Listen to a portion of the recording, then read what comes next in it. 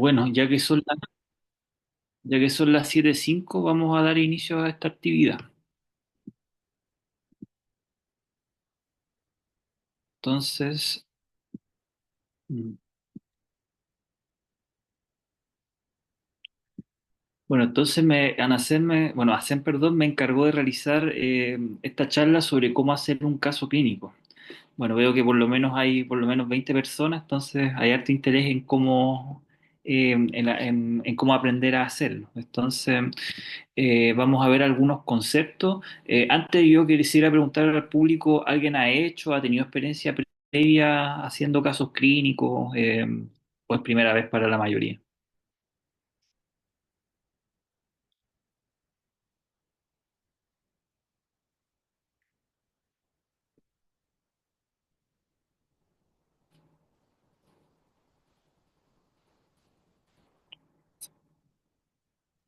Yo creo que es primera vez para la mayoría, Doc. Ya, perfecto. Entonces vamos a partir desde cero en ese caso, ya que, bueno, entonces primero hay que definir qué es un caso clínico. Esto se refiere a todo lo que son reportes y series de casos clínicos, valga la redundancia, que informen experiencias relevantes para el interés médico. Y acá hago harto énfasis en experiencias relevantes, dado que, bueno, yo he sido también parte de los que han sido revisores em, en distintos congresos y me he fijado que a veces mandan cosas que quizás no son tan relevantes, como por ejemplo un resfriado común, un caso típico de libro. Acá es importante mencionar que experiencias relevantes como, por ejemplo, alguna enfermedad que esté de forma atípica, o sea, que tenga una presentación tipo atípica, que sea en un contexto de un paciente que normalmente no se da. Por ejemplo, las enfermedades reumatológicas son más frecuentes en mujeres, en varones son poco frecuentes. Podría ser, por ejemplo, algo relevante que se dé en un paciente varón, o también, no sé, casos de pacientes pediátricos debutando con enfermedades quizás que se dan más en pacientes adultos. Entonces, a eso nos referimos con que sean experiencias relevantes para el interés médico, ¿ya? Acá es importante también mencionar que se excluyen las revisiones bibliográficas, monografías o relatos de experiencias, dado que en ningún congreso los aceptan, solamente casos clínicos como reportes o series. No sé si tienen alguna duda con respecto a la definición de caso clínico.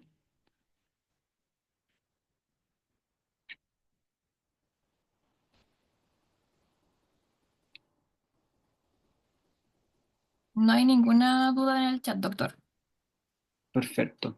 Entonces, teniendo claro esto, vamos a pasar como a algunos datos más que son importantes para cuando ustedes los vayan a postular, ya sea a una revista o a algún congreso.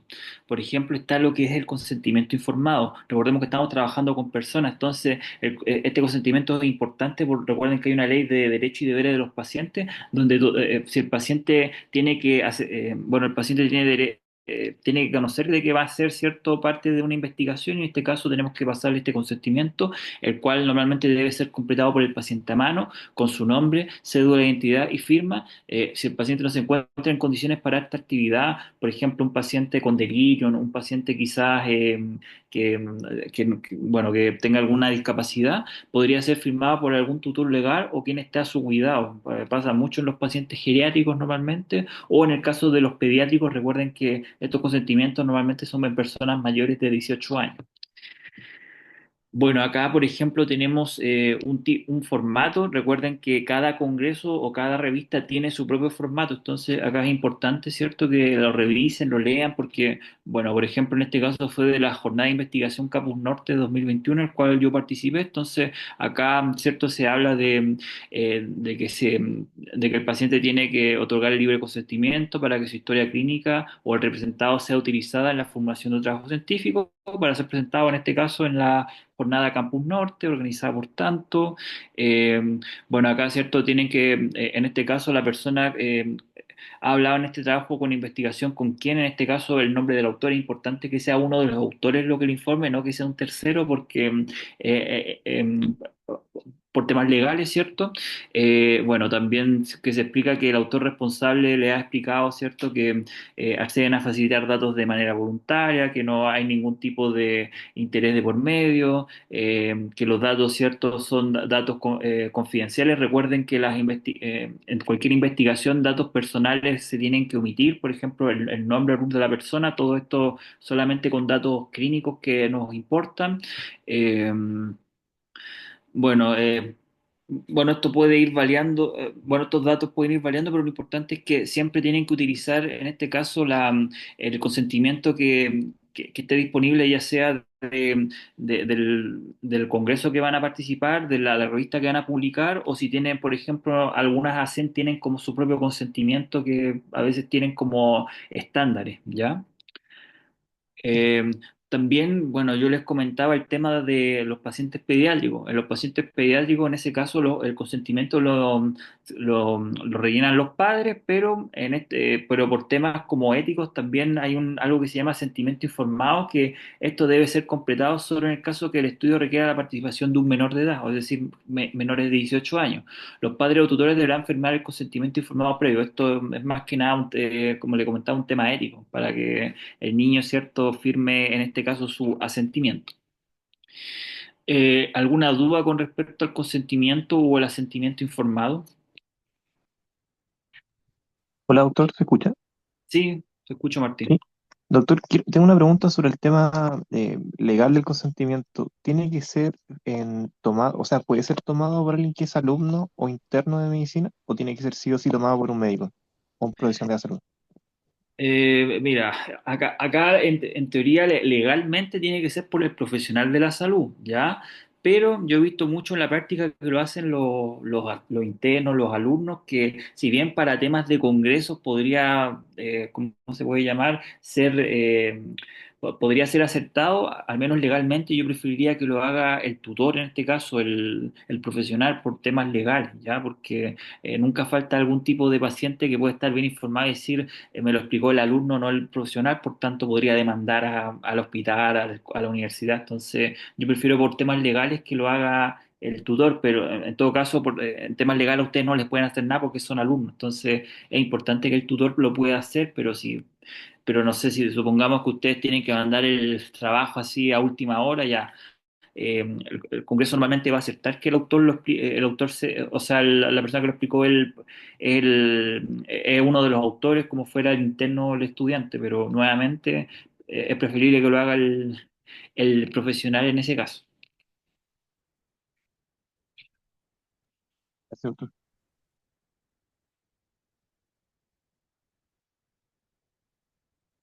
¿Alguna otra duda respecto a este tema? Porque es muy importante. De hecho, si ustedes no tuvieran un consentimiento o el asentimiento en este caso, ustedes no podrían mandar el trabajo. Quedaría como, no sería revisado. Recuerden que es obligatorio tenerlo por temas tanto legales y éticos.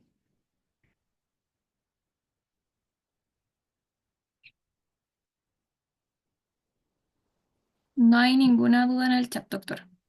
Ya, perfecto. Y aprovechando una pregunta, Zen, ¿ustedes tienen algún formato tipo de consentimiento informado?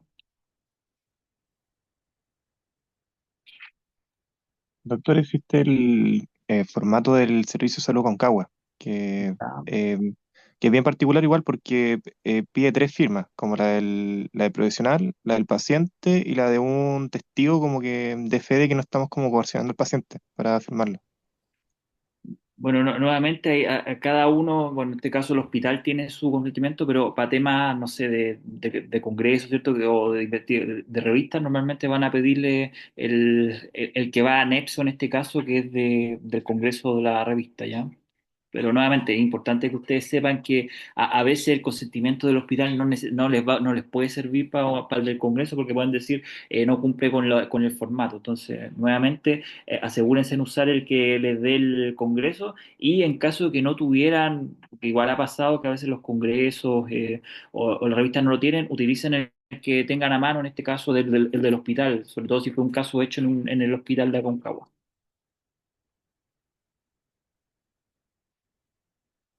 Bueno, igual recomendación para hacer, pues ya que ustedes hacen jornada de investigación, que ustedes también tengan su propio consentimiento, no es difícil de hacer, ¿ya? También el comité científico de la facultad debe tener uno, por si acaso. Ya, doctor, muchas gracias. Entonces, ya que no hay más dudas, continuamos. Ahora vamos a pasar a la estructura del caso clínico, ya ahora hacerle un caso clínico. Primero, el punto más fundamental, el título. Acá es muy importante que cumpla, que sea preciso, que sea conciso, pero informativo sobre el contenido del trabajo, ¿ya? Debe mencionar lo que lo hace especial, nuevamente. No sé, si bien a veces hay congresos que aceptan trabajos que en teoría no tienen nada relevante, ustedes traten de, de- de aportar algo a la investigación. Eh, por ejemplo, en este caso tenemos un título, hipertensión portal sin daño hepático, reporte de un caso. Por ejemplo, que hay una hipertensión portal sin daño hepático, eso es algo atípico, ¿no? Bueno, acá no sé los años en los que estén, pero normalmente la hipertensión portal a ver, el daño hepático normalmente tiene distintas etapas, donde la hipertensión portal normalmente es como una de las etapas, una de las últimas etapas, entonces por eso es tan relevante este caso, porque no hay daño hepático crónico. Entonces, es importante, por ejemplo, en este caso, con pocas palabras, mencionar qué hace especial este caso. Tenemos otro ejemplo abajo que, por ejemplo, se denomina síndrome antifosfolípido como debut de lupus eritematoso sistémico en un paciente varón, un desafío diagnóstico. En este caso, nuevamente, enfermedades reumatológicas como el lupus o el síndrome antifosfolípido son raros en varones. Entonces, ya que sea un paciente atípico, ya lo hace como llamativo, además de que el síndrome antifosfolípido como DEUR en este caso tampoco no es algo frecuente, normalmente el síndrome es como secundario al lupus, entonces nuevamente es algo que lo hace... ¿cómo se llama? Novedoso. Entonces es importante que ustedes puedan darle como ese toque, darle el título por qué debería estar en este caso, porque tenemos un caso atípico y que se menciona en el título. Eh, Otro caso, por ejemplo, está la endocarditis infecciosa secundaria a enfermedad neumocócica invasiva, un cuadro atípico el actual. Nuevamente, eso también es algo poco frecuente de ver, entonces por eso es que es un caso que en este caso quedó seleccionado en este congreso. ¿Alguna duda con respecto al título?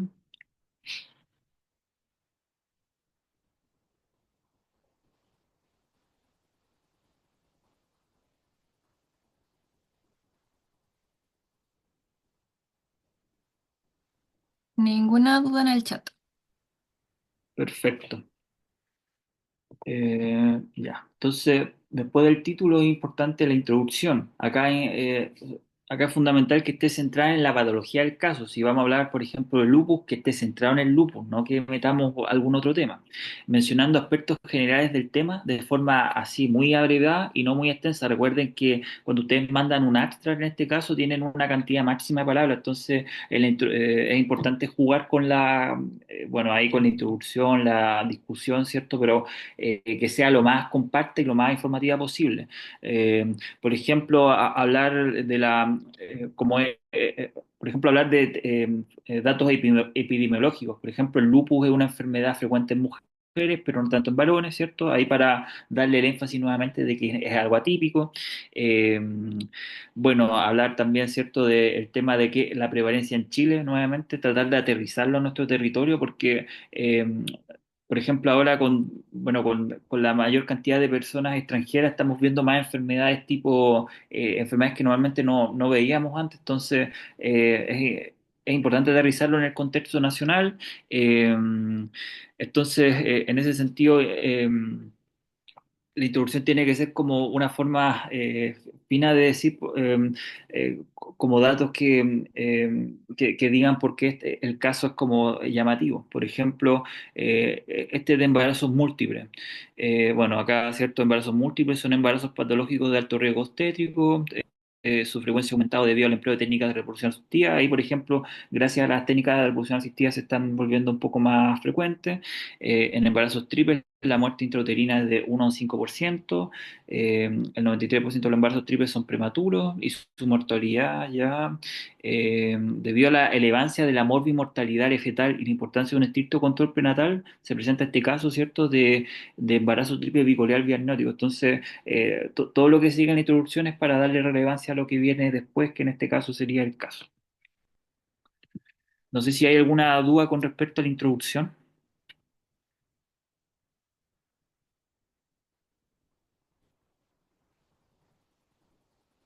Ninguna duda en el chat. Perfecto. Después, la siguiente parte es la presentación del caso. Acá es donde más tienen que lucirse porque es el caso clínico propiamente tal. Entonces, mencionar características clínicas del paciente, si es varón, si es mujer, cuántos años tiene, si tiene alguna patología de base que sea relevante. Por ejemplo, en un embarazo de alto riesgo, mencionar que tiene diabetes o hipertensión, datos relacionados con el caso.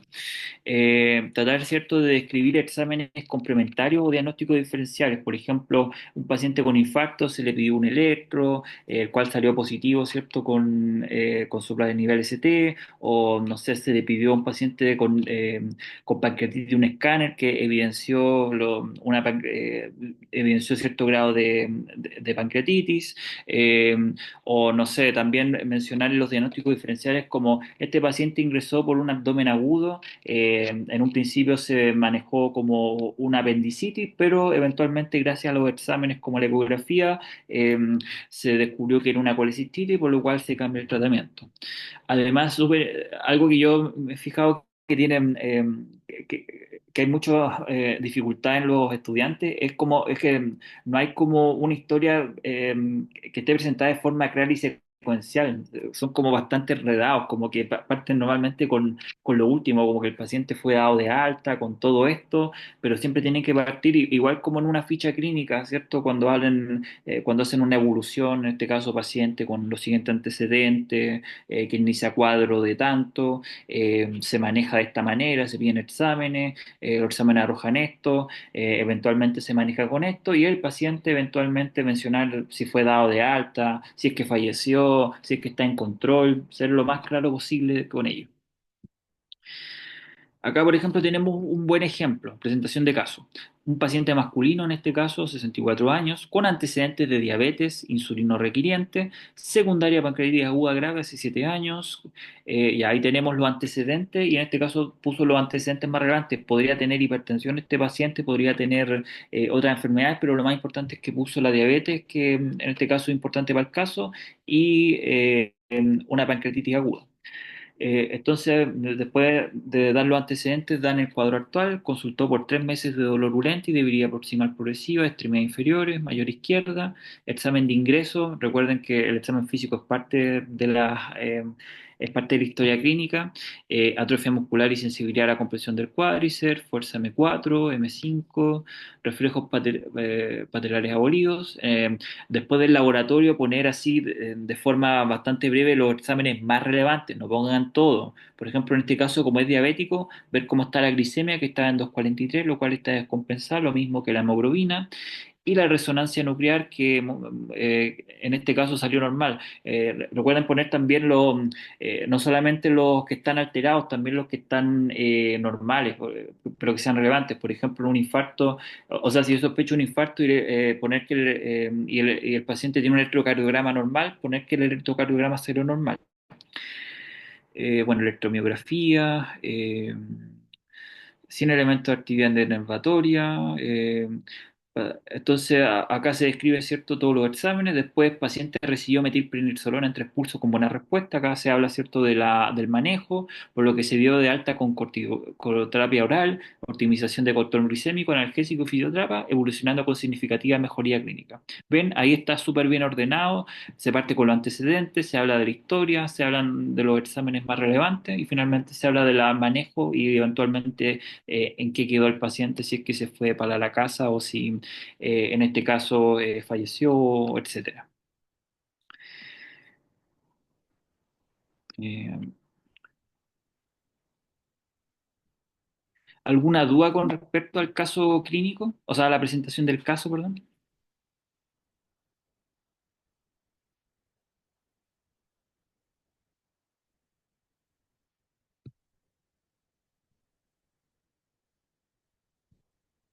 Ninguna por ahora, doctor. Perfecto.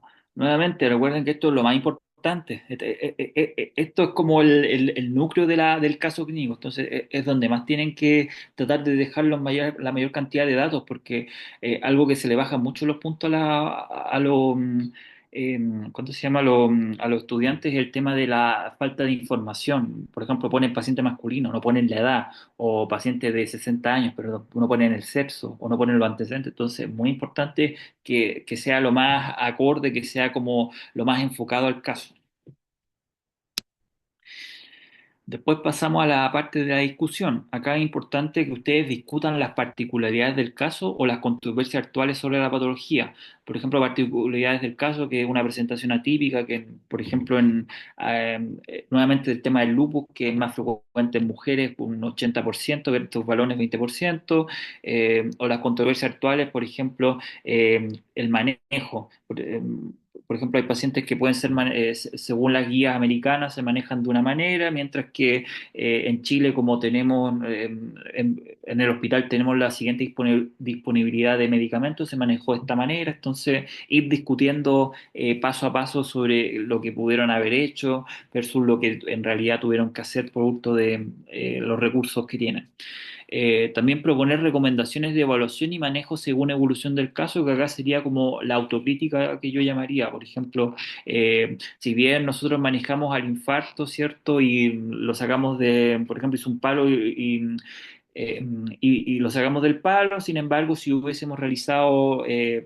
si hubiésemos realizado tal vez una anamnesis más adecuada, tal vez el paciente podría haber evitado terminar a paro, o si hubiésemos tenido los recursos para realizar lo siguiente, quizás el paciente hubiese mejorado mejor, o, o no sé, por ejemplo, los pacientes reumatológicos, que muchas veces los medicamentos son caros, entonces por temas monetarios no pueden continuar con tratamientos que son más efectivos, por lo tanto se manejan con medicamentos que quizás no son tan buenos, pero que pueden ayudar a la recidiva de la enfermedad. Acá pongo un ejemplo de discusión. Nue- eh, este era de otro caso clínico, por si acaso. Se ha descrito que un 11,9% de los gestantes con COVID-19 grave desarrollan características de preeclampsia GERD, como hipertensión, proteinuria, trombocitopenia y elevación de enzima, en que la supervisión de signos y síntomas dificulta el diagnóstico enteramente día. Acá, cierto, se dan datos, en este caso del contexto idealmente nacional, pero si no hay, poner de los datos internacionales. En el contexto epidemiológico actual es fundamental descartar esta infección, ya que es posible que el síndrome de preeclampsia light no sea indicación de interrupción del embarazo, pues no sería una complicación presentar en sí misma, resolviéndose espontáneamente después de la recuperación del cuadro originado por SARS-CoV-2, ¿ya? Entonces acá tenemos, por ejemplo, un ejemplo de discusión. Eh, Acá también otro dato, aprovechando yo que me he dado cuenta que eh, mucha gente confunde la discusión con la conclusión, ponen las cosas de la conclusión en la discusión. Ahí vamos a ver que vamos a explicar lo que se pone en la conclusión para que no se equivoquen, porque la discusión igual tiene hartos puntos para que el trabajo quede seleccionado. ¿Alguna duda con respecto a la discusión?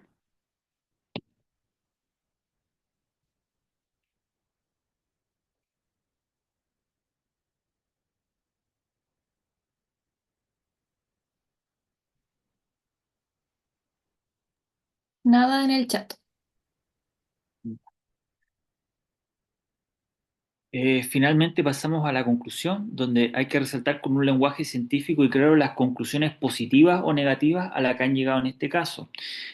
Normalmente, no, bueno, algunos congresos diferencian discusión de conclusión, pero algunos ponen discusión y conclusión juntos, ¿ya? Pero la conclusión básicamente en este caso es como bueno, es básicamente hacer un resumen del caso. Por ejemplo, hicimos esto y por tanto llegamos a la conclusión de que en base a los protocolos actuales el paciente fue manejado adecuadamente, o bien en base en este caso a que no se hicieron los protocolos, el paciente no fue manejado, o sea, no fue manejado adecuadamente. Por lo tanto instamos a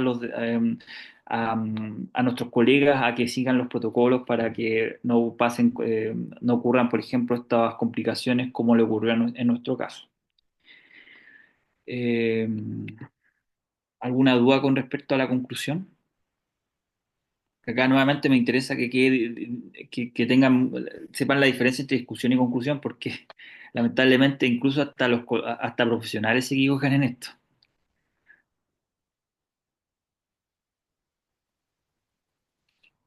Y muchas veces ha sido la causa por la que hemos tenido que eliminar casos clínicos o trabajos de investigación incluso, eh, porque pierden hartos puntos en estos conceptos.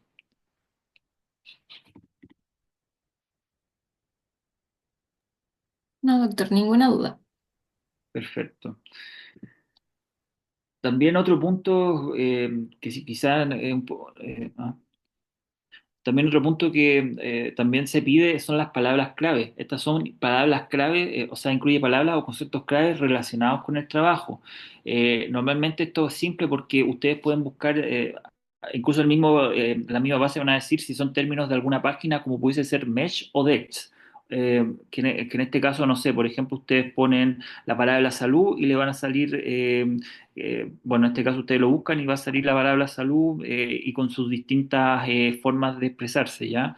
Eh, o por ejemplo, lupus. Ustedes buscan lupus como probablemente va a salir como lupus eritematoso sistémico, que va a ser la palabra clave que van a tener que poner en su trabajo, ¿ya? Nuevamente son palabras que resumen el trabajo, porque recuerden que después si es que se publica, ¿cierto? O en el libro resumen, para poder encontrar más fácil su trabajo, esas palabras claves van a ayudar a que el trabajo tenga más visibilidad, ¿ya?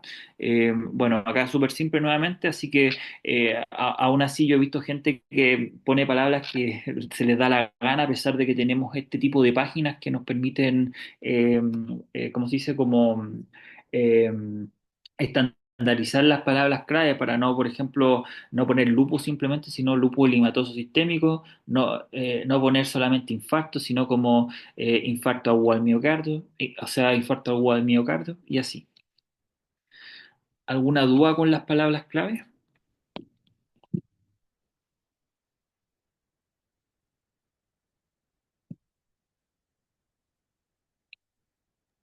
Ninguna duda. Martín y Florencia dice que está todo súper claro. Perfecto. Otros puntos a considerar, ya estos son tips que les quiero dar, ya que nuevamente yo me he fijado que son varios errores que siempre se cometen. Cumplir con el formato, ya acá nuevamente ustedes lean las pautas de cada congreso, o sea, del congreso al que van a postular o de la revista que van a postular, porque cada uno tiene sus distintos formatos, por ejemplo, que escriban no sé, por letras Arial 2, Times New Roman, Ariel. Bueno, esto va variando por cada congreso, entonces es muy importante cumplir con el formato, ¿ya? Que exige el congreso. Usar una buena redacción y uso de lenguaje técnico, ¿ya? Ya que también yo me he fijado que hay muchas palabras que no debe, bueno, que un profesional de salud como ustedes pronto van a ser, no deberían utilizar siempre con una jerga científica, ¿ya? Otro error que me he fijado mucho son las abreviaturas expresadas a ver, cuando ustedes usan una abreviatura, primero tienen que escribir la palabra, por ejemplo, en este caso, fibrilación auricular, y ahí entre paréntesis poner FA. No poner FA al tiro, o sea, poner FA y no explicar lo que es, porque las abreviaturas recuerden que pueden ir variando. Por ejemplo, tenemos el famoso PCR. PCR puede significar proteína C reactiva, paro cardiorrespiratorio, ¿cierto? Puede significar hartas cosas. Entonces, es importante que cuando ustedes usen abreviaturas, siempre poner primero a qué se refieren. Por ejemplo, fibrilación auricular igual a FA. Las referencias bibliográficas también se deben adherir a los requisitos bibliográficos y al estilo internacional Vancouver, que esto creo que casi todos los congresos cumplen, ¿ya? Estilo Vancouver, nada de APA o algún otro estilo, ¿ya? Eh, Eso sería entonces con respecto a la presentación. No sé si hay dudas, consultas,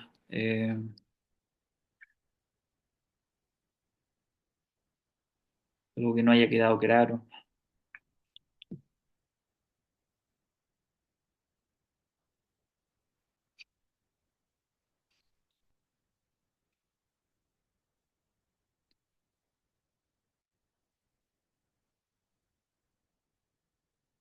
Yo no sé si Todo alguno, súper claro, doctor. perfecto, no sé si alguien alguien va a postular, no sé, algún congreso ahora, alguien que tenga algún caso clínico en estos momentos que planee cómo postular, porque no estoy seguro si todavía pueden ir al COSEN o al CCN.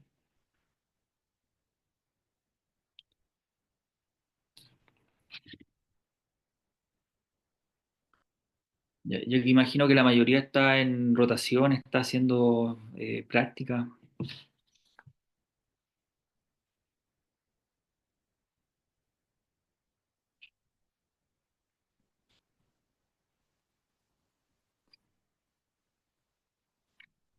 Javiera dice súper clarito todo y no hay más dudas en el chat. Perfecto, entonces en ese caso podríamos terminar la sesión, a no ser que alguien quiera decir algo antes de terminar.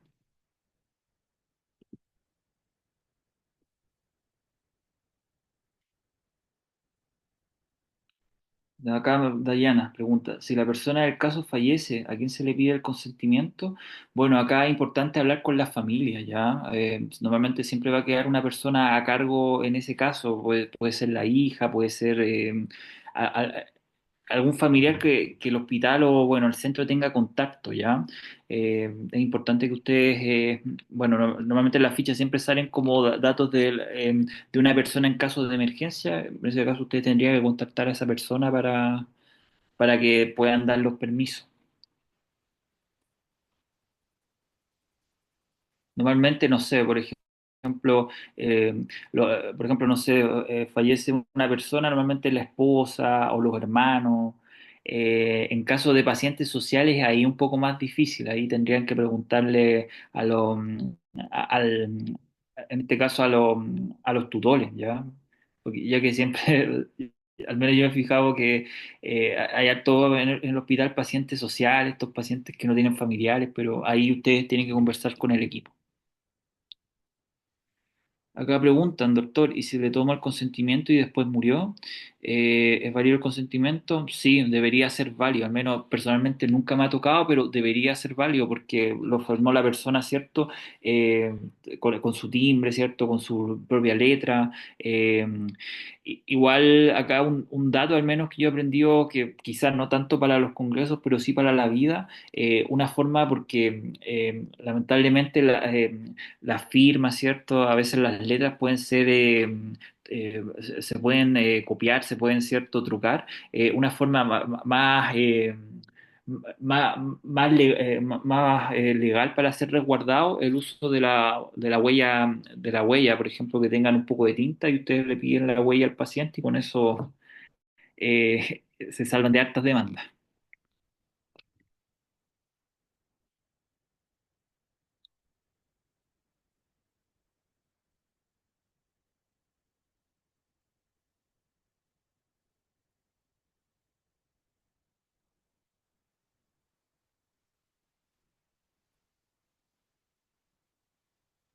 ¿Hay alguna otra duda antes de finalizar la sesión? ¿Alguna pregunta para el doctor?